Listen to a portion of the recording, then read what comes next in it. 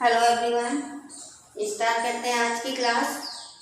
आज हमारी क्लास है LLB first semester paper third, subject family law first यानी हिंदू लॉ। हमारा टॉपिक है विवाह। आज की क्लास में भी हम विवाह वाले ही टॉपिक को आगे बढ़ाएंगे। पिछली 2 क्लासों में हम इसी टॉपिक के ऊपर चर्चा करते हुए आ रहे हैं। तो जो विवाह की हमने आपको 8 प्रकार की पद्धतियों के बारे में बताया था, उनमें से जो 4 प्रकार की पद्धति थी, पहली, दूसरी, तीसरी और चौथी, वो थी मान्य विवाह की पद्धति।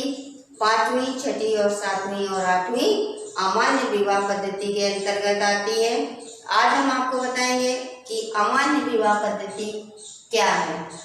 तो अमान्य विवाह पद्धति आसुर विवाह, गंधर्व विवाह, राक्षस विवाह, पैशाच विवाह।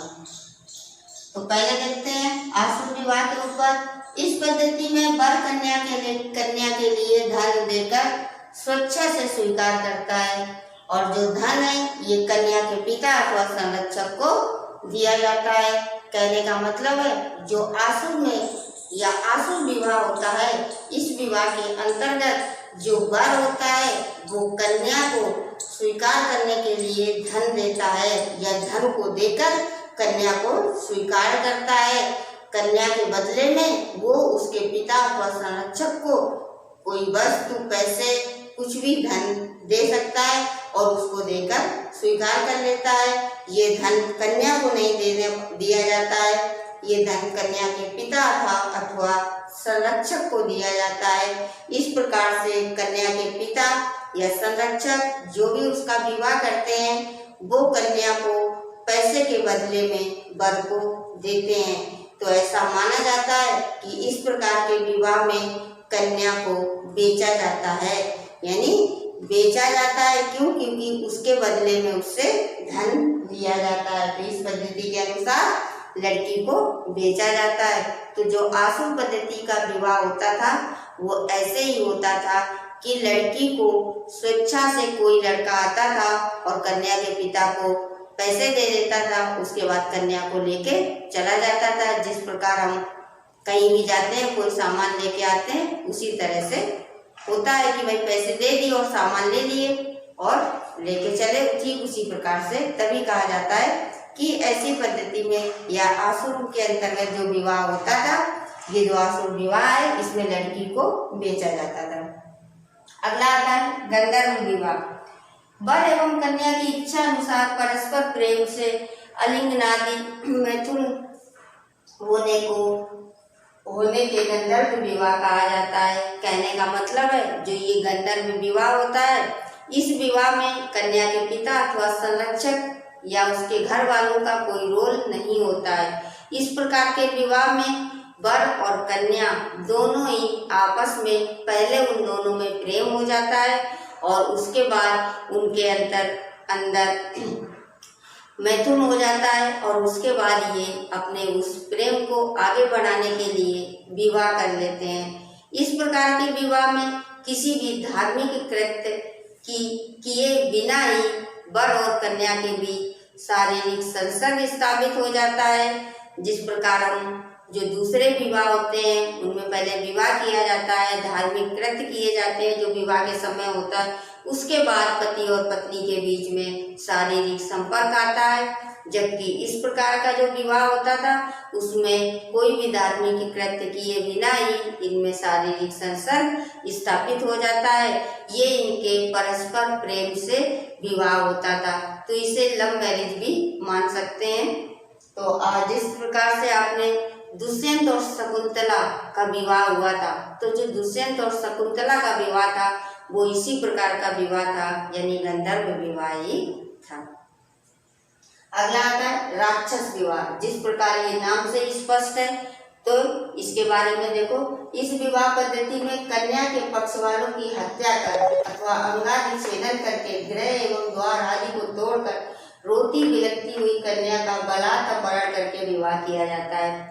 जैसे राक्षसी प्रवृत्ति जो होती है, सब लोग नॉर्मली बोल देते हैं कि राक्षस है, राक्षसी प्रवृत्ति है, उसी प्रकार से जो ये राक्षस विवाह होता था, तो ये नॉर्मल शांति से विवाह नहीं होता था। इस प्रकार का जो विवाह होता था उसमें क्या होता था कि जो कन्या के घर वाले होते हैं, राक्षसों में जो विवाह होता था या राक्षसी जो विवाह होता था, उसमें जो कन्या के घर वाले होते हैं उसमें जो वर के पक्ष के लोग होते हैं या वर होते हैं वो जाते हैं और उसके बाद उसके घर वालों की हत्या कर देते हैं। हत्या करने के बाद या उनके किसी न किसी अंग को छेद देते हैं, सूजा लेकर कुछ लेकर उसके शरीर को तोड़ फोड़ देते हैं, छेद देते हैं। और जब लड़की रोती है, बिलखती है, तो उसको जबरदस्ती अपहरण करके ले जाते हैं और तब उसका विवाह कर दिया जाता है। कहने का मतलब है कि जबरदस्ती अपहरण करके लड़की चिल्लाए, रोए, बिलखे और उसके जो घर वाले हैं वो उसको बचा भी ना पाए, उनकी हत्या कर दी जाएगी, उनके शरीर को छेदन कर दिया जाएगा और लड़की को जबरदस्ती उठा करके ये विवाह किया जाता था। तो जो ये विवाह है ये राक्षस विवाह कहलाता है।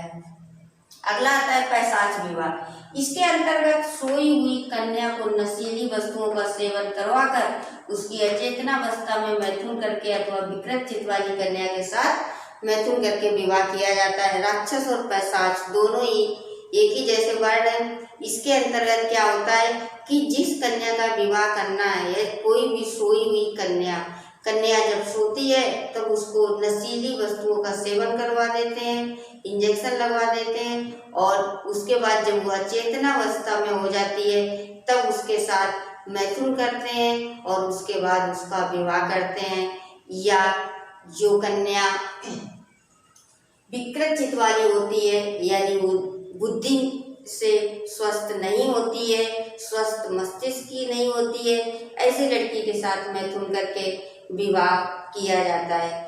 तो ये जो राक्षस और पैशाच ये दोनों ही बहुत ही हे दृष्टि के विवाह हुआ करते थे और ये वैसे तो ये चारों ही अमान्य प्रकृति के विवाह हैं। इस प्रकार के जो विवाह होते हैं इसमें जो कन्या होती है उसको चाहे पिता उसका धन देकर विवाह करे या प्यार परस्पर प्रेम से विवाह किया जाए या जबरदस्ती से ये दोनों विवाह किए जाएं, उसको कभी भी पत्नी का दर्जा प्राप्त नहीं होता है और समाज में उसको पत्नी के रूप में नहीं देखा जाता है, उसको एक हे की दृष्टि से देखा जाता था।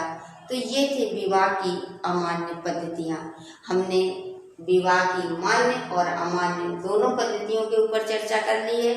तो इस प्रकार हमारा ये टॉपिक आज यहीं पर समाप्त होता है। कल की क्लास में हम आपको फिर से मिलते हैं नए टॉपिक के साथ।